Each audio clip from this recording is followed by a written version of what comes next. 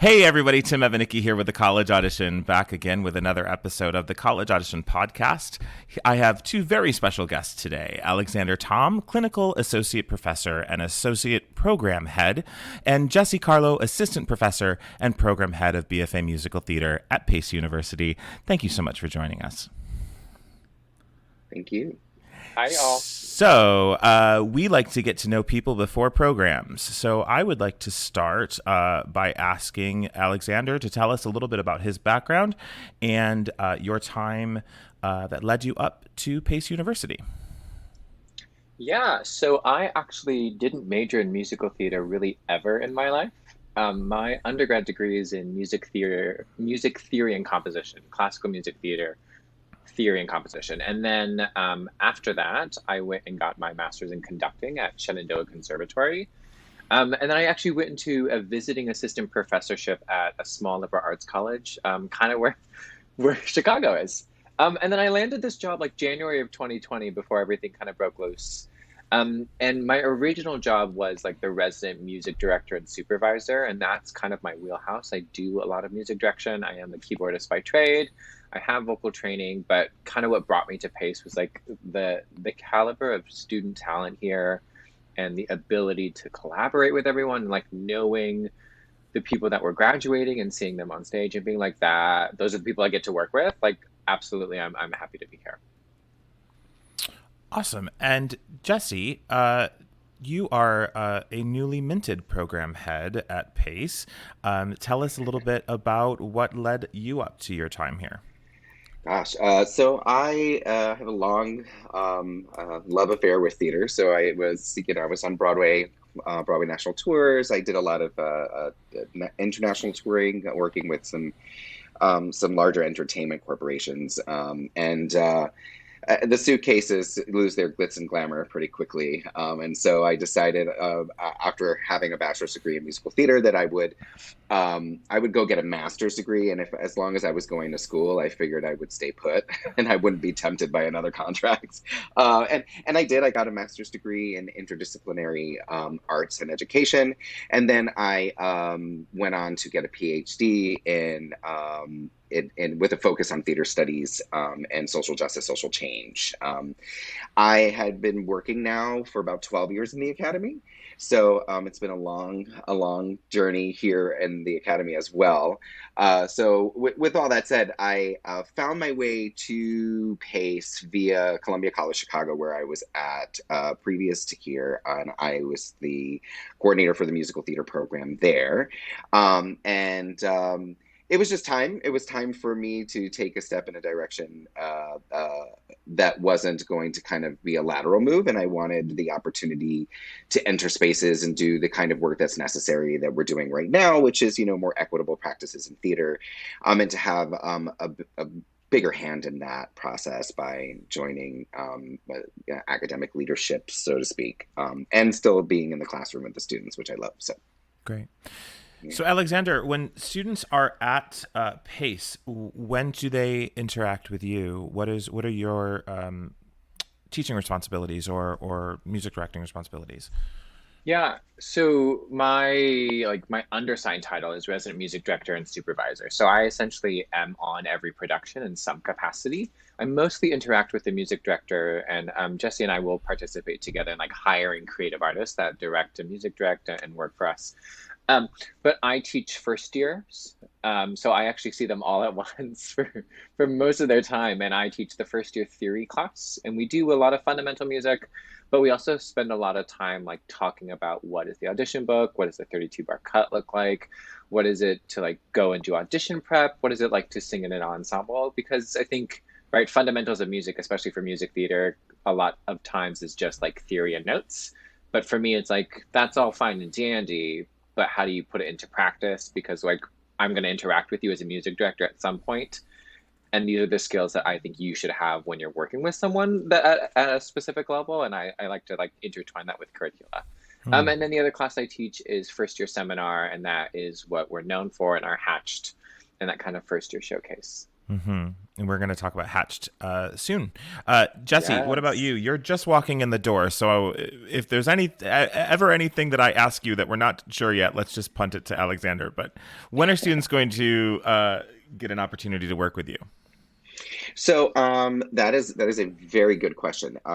Outside of my role is as the program head, and seeing myself as a facilitator of their journey, and to be with them as they progress through the program, I will be teaching. What those courses will be, we don't know as of yet. My area of expertise is really honing the craft of the musical theater actor. Really, lots of focusing on musical storytelling, the music as subtext, how we can use actual musical scores to actually score a script and have an emotional relationship with the music.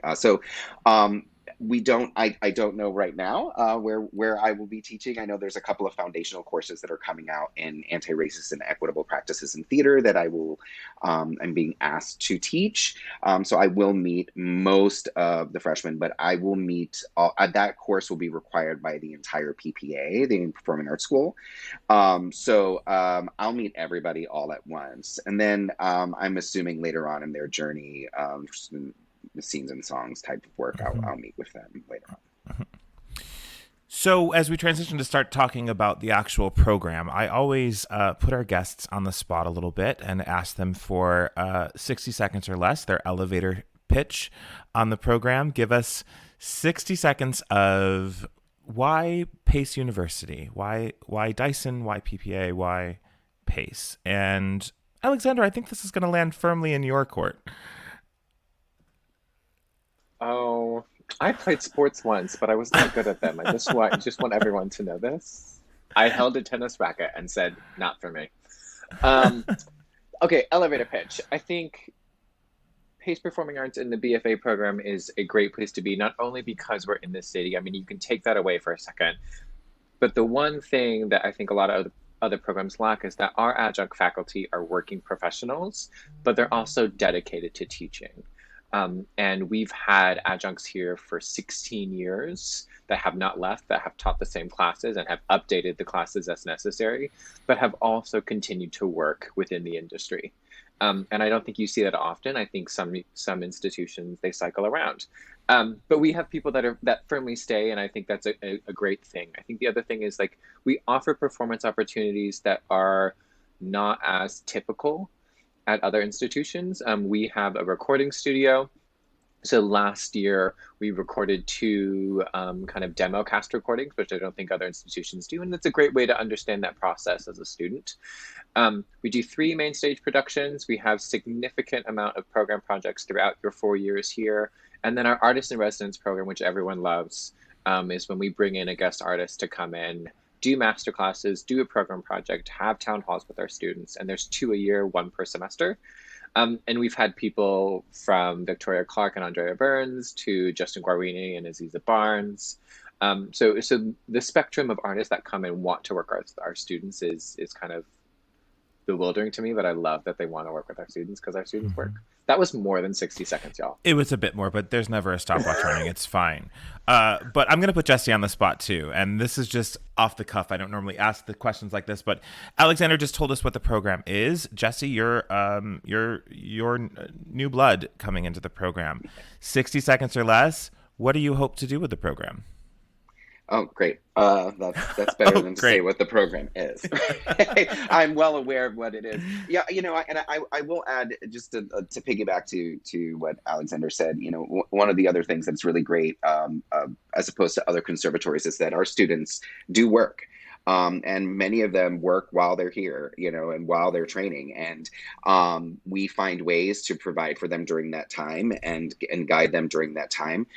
So it's never really an either or with PACE, which a lot of other institutions, there are really strict, guidelines and protocols around no auditioning within this particular time, no working outside. So I think that's a lovely benefit that our students have, because being situated in the city and not being able to access what the city provides would be, and having all these amazing faculty members that give access it would be detrimental to them and to us too as an institution.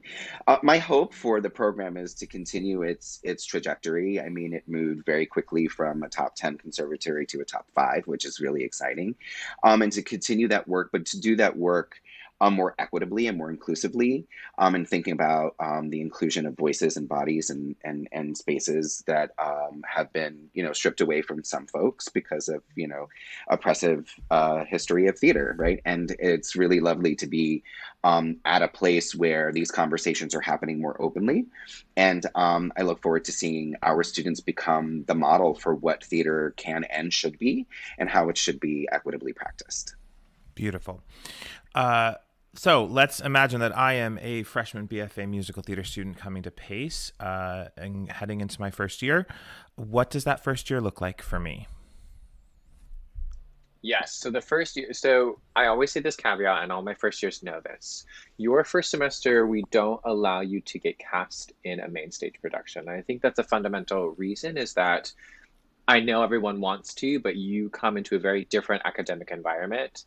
And there are so many shifting parts that adding a production that adds 4 hours to your day, right, burns you out much quicker than just getting adapted. Now, it's not to say there aren't performance opportunities. They do get to do program projects. They do have their scenes and their first steps in their acting classes, and they do artist in residence. So it's not for naught. But your first year and semester with us is fundamental basis. So you have your acting 1, you have music theory and fundamentals with me, you'll have ballet, and then you'll have probably 2 core classes your first semester, artist in residence, and a program project. Great. That's already like 5, 6 things. Your second semester, we start to layer on and add a little bit more into that. You get your first acting through song course, which is first year seminar once a week. And that's a really great chance for all of the first years to come together. It's a really big community session because normally you're split into 2 cohorts because 34 students is a lot. So it's the first time to kind of come together and work together and have that moment. And then you start to audition and you can get cast at your second semester with us. Mm-hmm. So can you talk a little bit about any gen ed requirements that are required as part of the program? Everyone, singing, dancing, acting is obviously the main part of this, but what are the sort of non-artistic requirements? Yeah, so I think it's hard to figure out, but PACE Performing Arts is part of the Dyson School of Arts and Sciences, which means we're part of a university. So while we have a conservatory-like education, you still are required to meet those university gen eds. And so that's math, English, sciences. But the kind of wonderful thing about that is that you do get to explore other things you're interested in or then minor in them. So we do have a lot of students that get to minor in business studies or minor in graphic design, or they minor in something else. And that's an interesting way because those skills that you are minoring and studying, you will use in your career. It's not like you're minoring in something that is maybe so far tangential that you're like, I have no idea why I'll use this, right? But I do think it's important that you get that basic skill set because when all of us have left college and been like, now what do I do? Right. And having that kind of skill set, being like, oh, I could go work in an office as my, part-time job while I'm auditioning, or I could go do graphic design for myself and so on and so forth. What minors are available within Dyson or within the arts and sciences? I'm not sure the full list. I have students that have minored in English and graphic design. We have students currently doing that. Within PACE Performing Arts, the music theater track, you can minor in commercial dance, but that's really the only one that it has an available track within kind of the way classes are structured right now. If students are coming in with a lot of gen eds already taken care of by APs or by dual enrollment courses, is it ever possible for them to double major?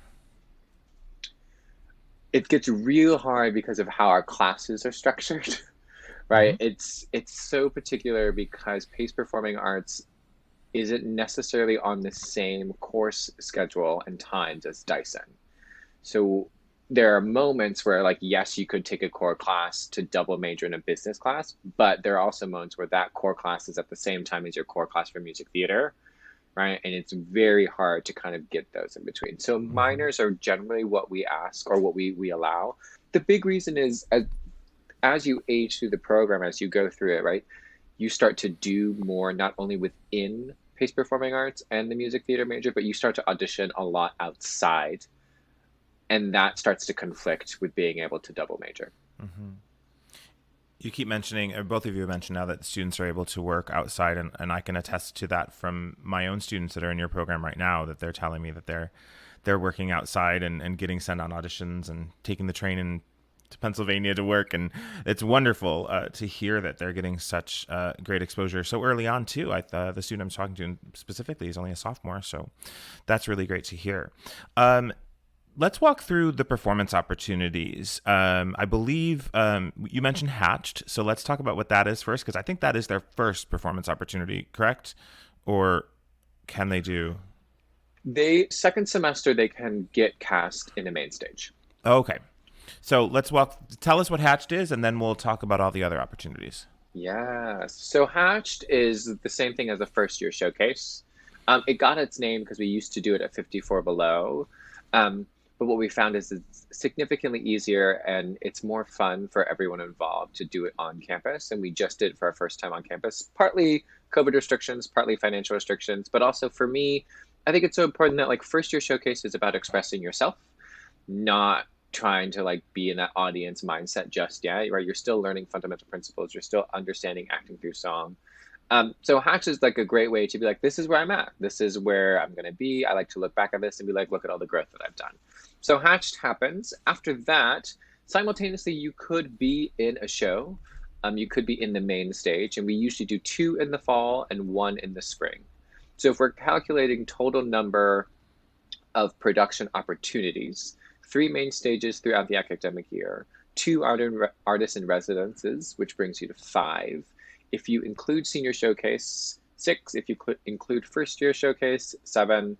And then program projects, usually 2 a semester, brings you up to 9. So usually there's about 9 things a semester. It's a lot. Jesse's like, what? Hi!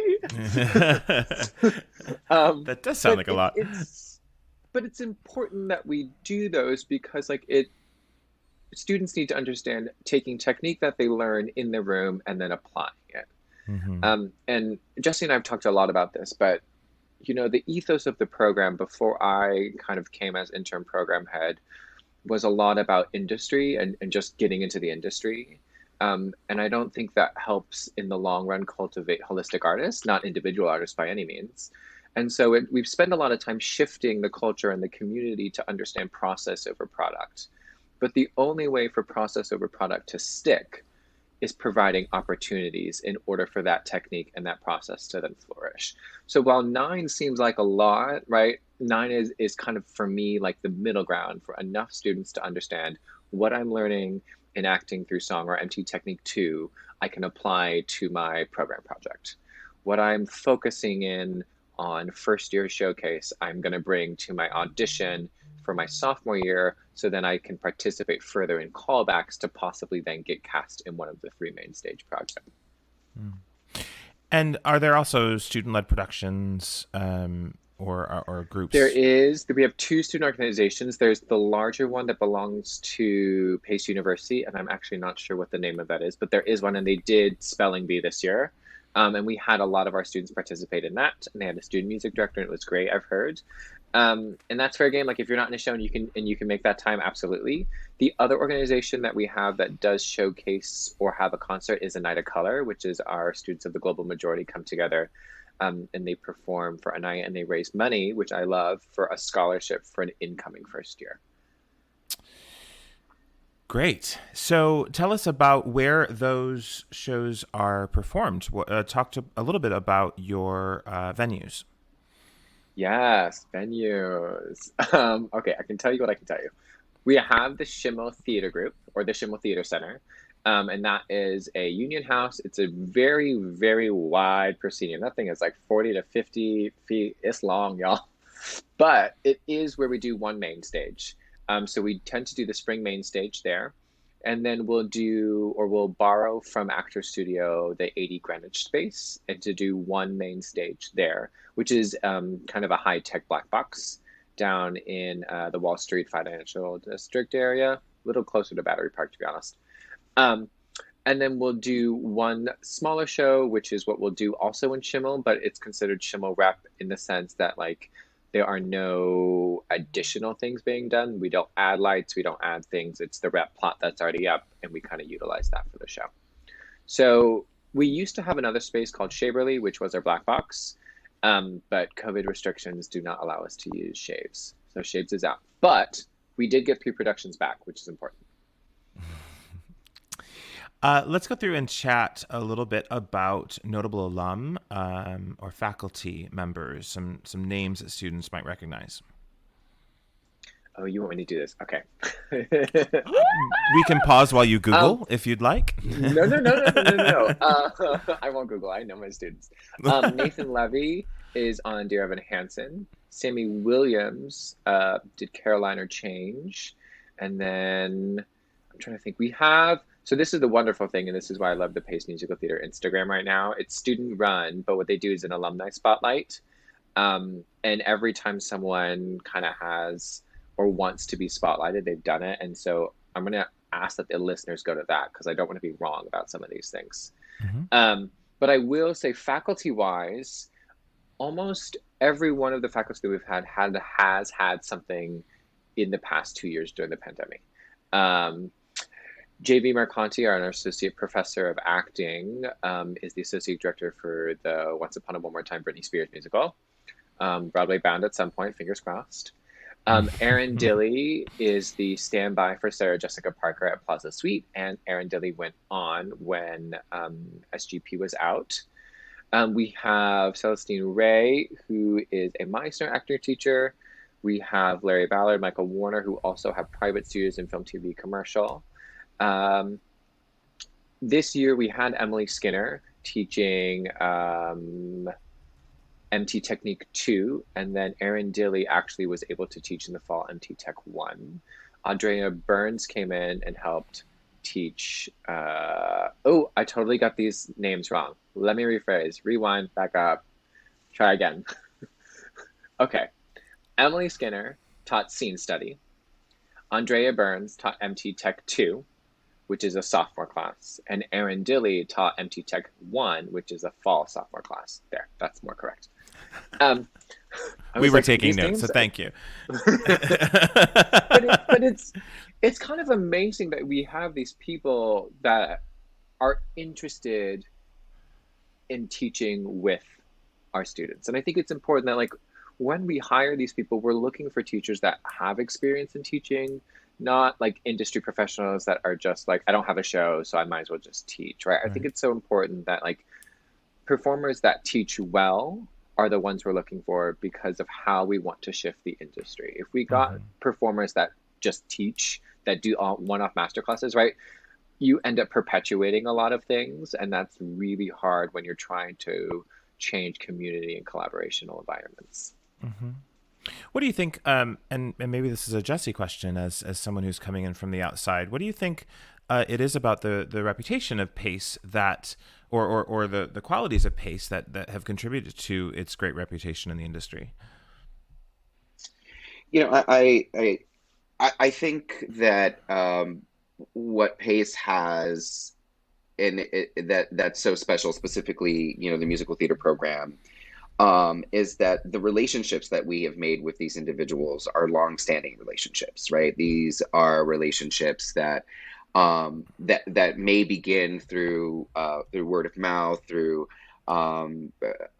knowing some folks, you know, it's the 6 degrees of separation, and then eventually they come here. I think our students are super special, and that creates a kind of relationship with the faculty that are these distinguished and amazing talents want to see this through, because the students themselves are fully and wholly committed.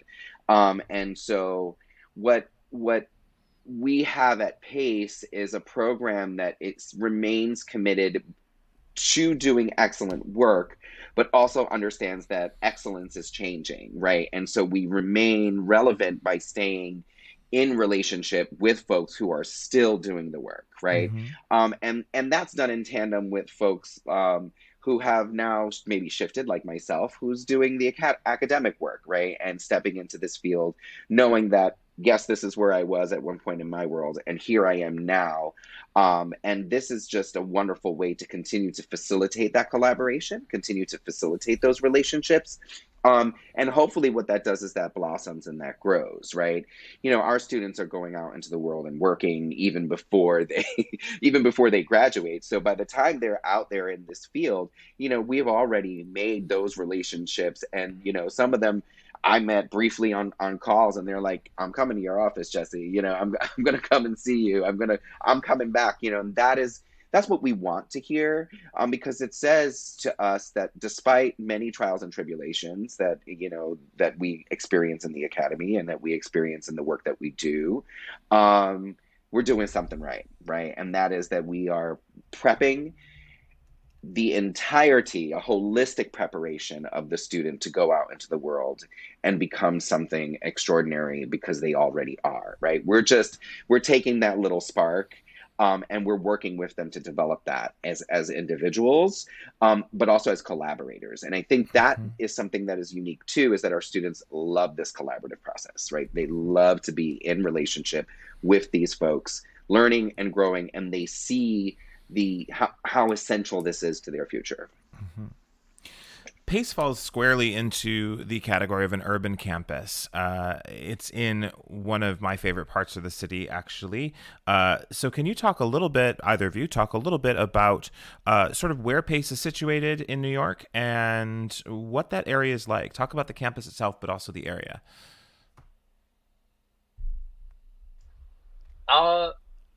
Yes. Okay. Sorry. My brain was like, what? So we're in the financial district. The closest subway stop, depending on where you are, is either going to be City Hall on the Green Line or the Fulton Center stop.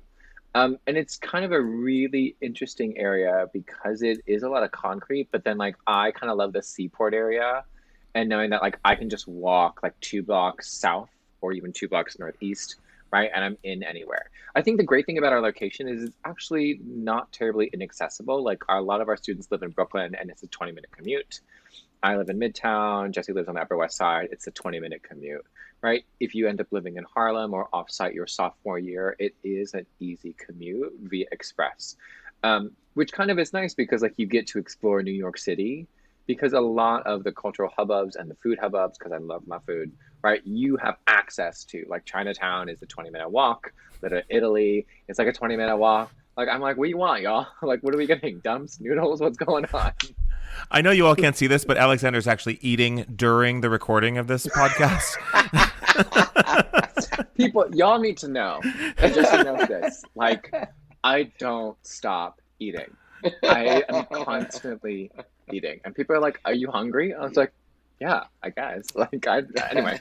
But I think the area is great because, I get it, right? There are four interior musical theater programs on the island, and then 3 or 4 exterior, those off the island, right? Including LIU, and then including New Jersey and whatnot, right? But the thing about being on the island and being at Pace University is the access to everything is incomparable. And the way we facilitate allowing you to be able to do those things is we're making sure that you have the time to do that, right? We have Common Hour. I've asked all production in my time here to have 2 days off so students can still work. And then if they want to have a day off, they can truly have a day off and actually take that mental break. Mm-hmm. But the area is kind of wonderful, and it can get serene, but it's also compact enough that you don't feel like you're what am I going to do today? It's there's plenty, I promise you. The South Street Seaport is one of my favorite places in the city too. It's like you're on a movie set. All of a sudden, just turn the corner. You want to know a travesty, though? Whoa. Guess yesterday was the first time that I walked to the seaport, and I've been here for 2 years, y'all. Oh my gosh. It's literally around the corner. I literally was like, why is there a seagull by my office? And so I made that discovery, y'all. And tell us then too, where students are taking classes. So urban campus means it's in a collection of buildings, and there's no real, there's no quad or big grassy areas. But where are the students taking both their performing arts classes and their gen eds, and where do they live, and sort of break that down for us? Yeah, there's really two two plus buildings that PACE students will be a part of. The main campus is One PACE Plaza, and that kind of houses all the gen ed buildings and the dormitories. There is a building next to it that is also dorms, but then literally less than a block away is the PAB building, Pace Performing Arts Building, and that's where all the major requirements of the music theater program, but also all of the performing arts majors are in there. It's a 7-floor building, and we have all of our, I think it's 9 total majors there at some point in time. So it's nice because we're not asking that you go to like 16 different buildings for everything. It's either gen ed building or your performing arts building, and then back and forth in between. Freshmen required to live on campus or live in campus? They are. Okay. And do you feel that after freshman year, most students stay in school housing, or do they move out into their own? I think it's 60-40. It really just depends on kind of what you want out of your living situation and where you want to be in, what neighborhood you want to be in, or what borough you want to be in, excuse me. So I mean, I have juniors that are still living on campus. I've had seniors that stayed their entire 4 years on campus. But then I also have first years on their second week coming back spring semester being like, so I have a studio. I was like, I hope not yet. They're like, no, it's coming. I was like, okay, great. Man, I wish I was that kid. Well, I guess I moved off campus second year, but I moved off the beautiful Juilliard dorms to those crappy little apartments across Amsterdam that I should have stayed in Juilliard dorms. But anyhow,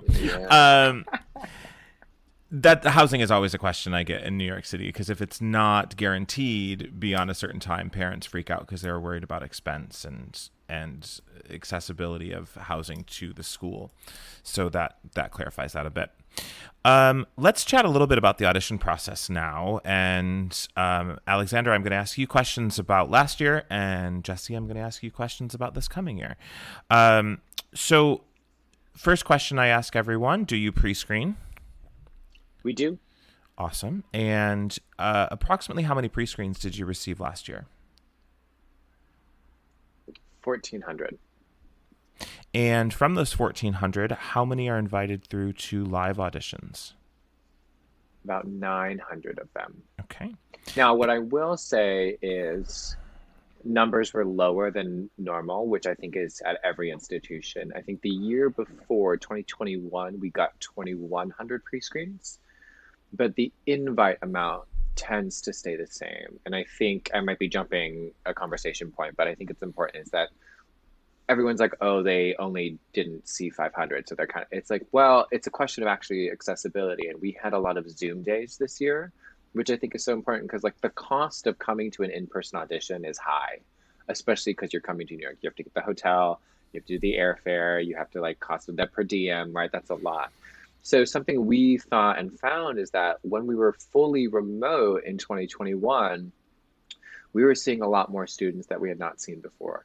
In just different states, in different areas from different schools. And I think that's so important. And that's why the number is a little high when we see who we're seeing. It's because we're trying to make sure that the accessibility of it remains open. Mm-hmm. And where do you have your live auditions? On campus for us. So it's in FIDE, which is nice. So you get a moment to actually see the Performing Arts Building. Anywhere else other than on campus, though, at regional auditions? Oh, yes.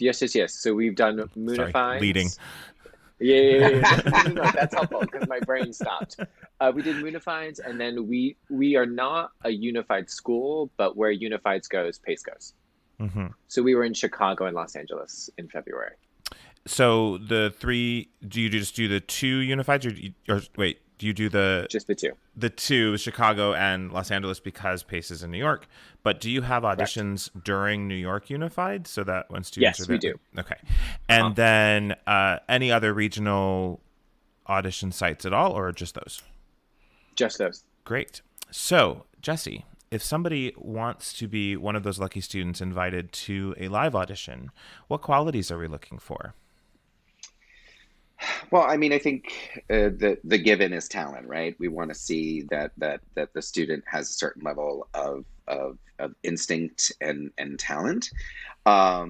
I think what is essential is that there is also that spark of promise, right? Perfection is not what we're seeking. We're seeking, when this is why live auditions are so lovely, right? Because we get to be in conversation with you. So if it's this moment, you're coming in, you're singing for us, and we have the opportunity to give you a note and see if you can take that note, right? And see that those are the moments that I think that for lack of a better term, sing. And those are the moments that are memorable because, all right, did this individual listen and hear what was requested of them, and did they apply that? And that application is essential, right? Because as you move through the program, you're going to be working with lots of folks who are going to offer up suggestions for your growth. So to see someone in a setting like that be able to apply and activate that part of themselves, understanding that they are coming in to be a student, I think that sometimes if we can dispel some myths, I think sometimes when people think about a school like Pace, the idea is like there's this exclusivity, right? And I'm leaning in 100% to what Alexander says is something so important is that what we learned during the pandemic period was that there is a community of super talented individuals that we've been looking over for so many years because everything has been focused on getting people in the door in person auditions. And we are now being able to bring in a diverse group of individuals who are from communities that we may have never reached before because our Zoom auditions and our online and our remote audition processes allow us to reach them and allow them to reach us, which is, I think, is such a beautiful thing that I don't see us moving away from ever in the future. I think we're going to lean into that a bit. Yeah. Wonderful. And so from those live auditions, what size incoming class are you aiming for? Well, what we're aiming for and what the college wants. So, we were at numbers of between like 24, 26 has sort of been historically where we land numbers wise. And this semester, do you wanna tell everybody, Alexander, where we are? We are at 33 first years and 2 sophomores in transfer students. Yeah. Okay. So, wow, that's a jump. Mm-hmm. Okay.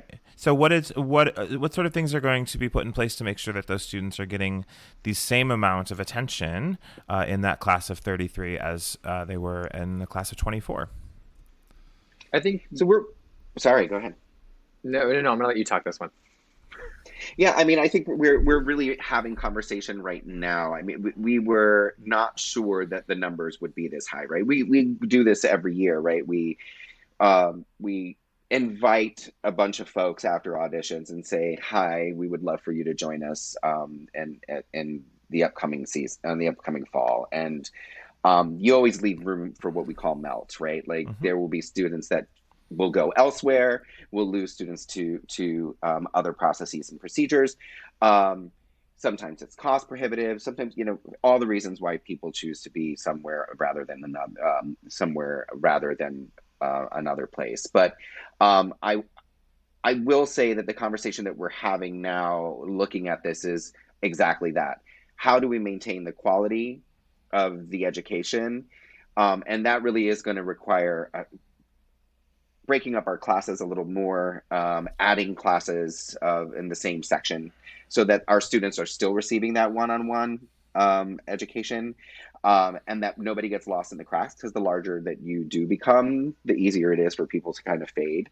And we want to make sure that we're reaching our students where they are, wherever they are in their journey and their process with us. So we're still in the works, right? Because one thing that we cannot do, like, we can make the class as big as you want it to be, but the one thing we can't do is like add additional rooms or so right now we're in the process of navigating that, and the conversations are really focused on quality, right? This is how do we continue to provide the same quality, if not more, utilizing these smaller compartmentalized cohort.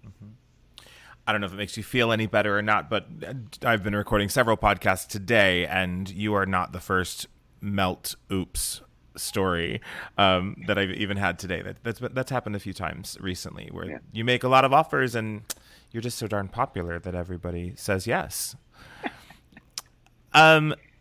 So I have a question that whenever I hear a question over and over again from my students, or a repeated myth that's floating around on one of the online parent groups or something, I like to ask the question just to hear it directly from the source. But I'm just going to ask how much does diversity play into your decisions as to as to who's getting an offer?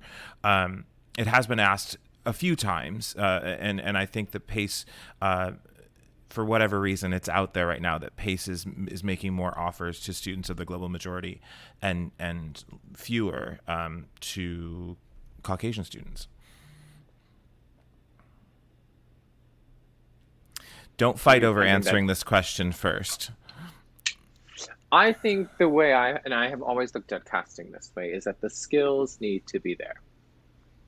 And I don't ever want to look at a class and go through this process with the understanding that I am tropicizing or stereotyping a human being for how they look in order for them to diversify or meet what we perceive to be quotas, right, on the outside, right? I think it's so important that, like, what we are looking at when we are going and recruiting our holistic students, or as Jesse said, like that promise, right? And if those things are there, then I am gladly going to welcome you and offer you a spot, right?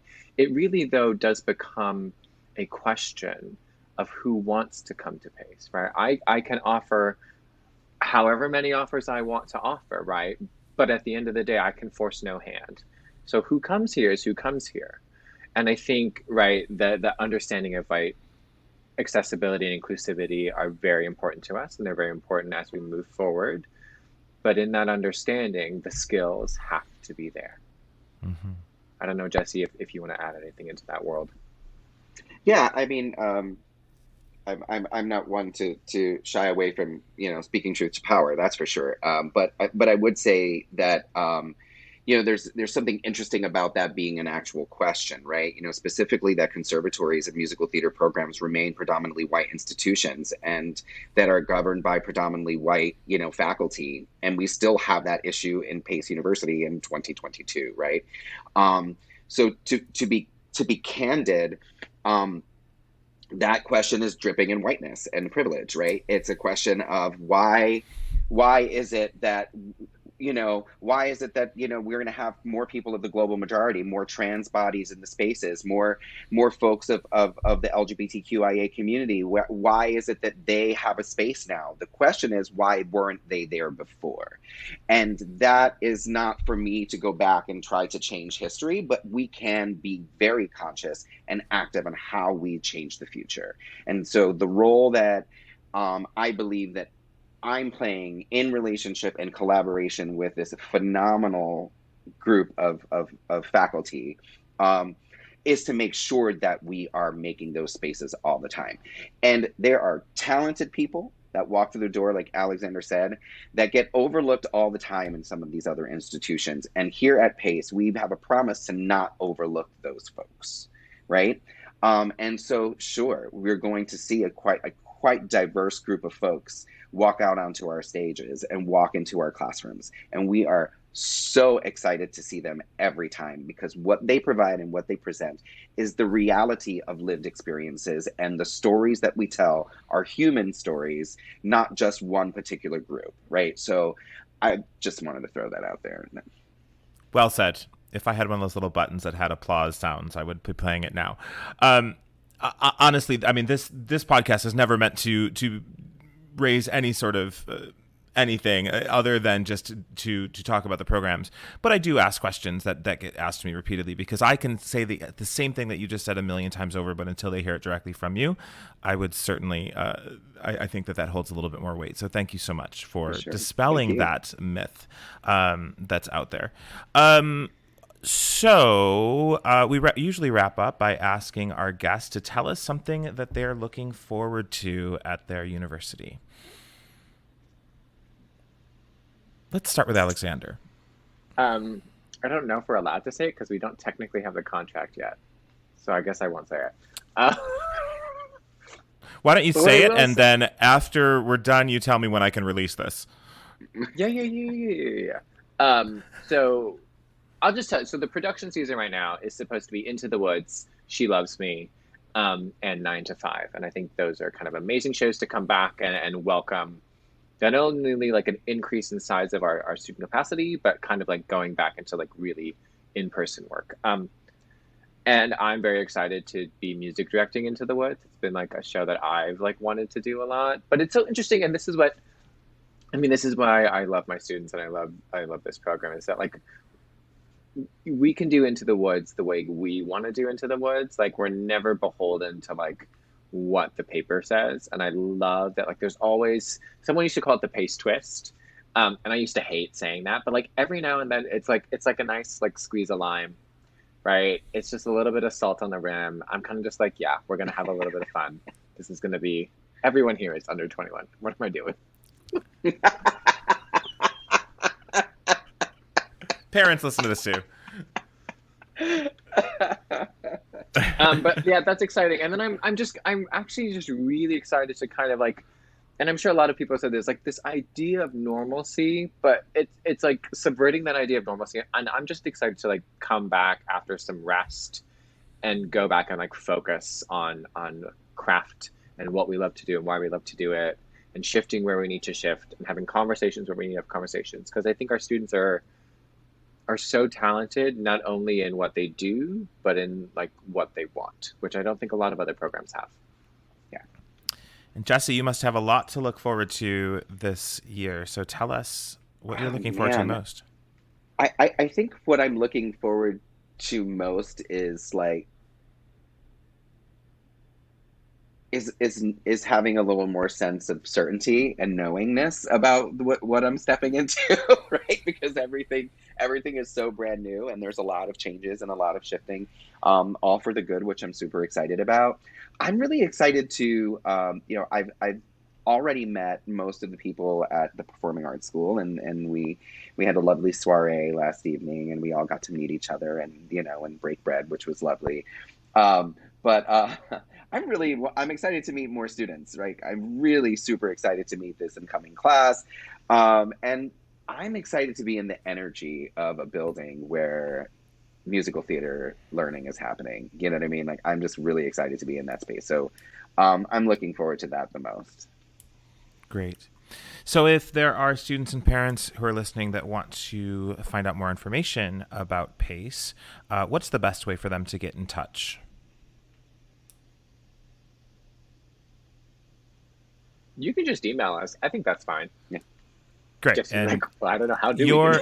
PACE is actually one of the schools that your email addresses are right on the website, right on your profile. So Yes. just go to the website for PACE University and look them up. But also there's Wayne as well. Wayne does a lot Yes. Wayne Petro. I think the way to look at, if you have questions about the program, the way to look at it is if it's a curricular question or something very specific to what musical theater is, send that to Jesse or I. If it is an admissions question or a recruitment question or a financial aid question or anything about Pace University at large, Wayne Petro is your best communicator there. Awesome. Yeah, specifically for that question you asked earlier, like students will come to us and like, hi, I'm transferring or I have all of these credits. What do I do with that? That's a Wayne question. I totally send that to Wayne. Yeah. Great. Well, Jesse, Alexander, thank you so much for sitting down and chatting with me today and sharing all of the exciting information about PACE with our students and listeners. This little podcast is getting about 3,000 downloads a month now. So hopefully this will help reach a bunch of people and we can send some kids your way. And we look forward to having you around here real soon. Perfect. Thank you. All right. Thank you. Bye-bye. For more information on the exciting training, workshops, and masterclasses offered by the College Audition, please visit us online at www.thecollegeaudition.com or follow us on Facebook, Instagram, Twitter, YouTube, and TikTok.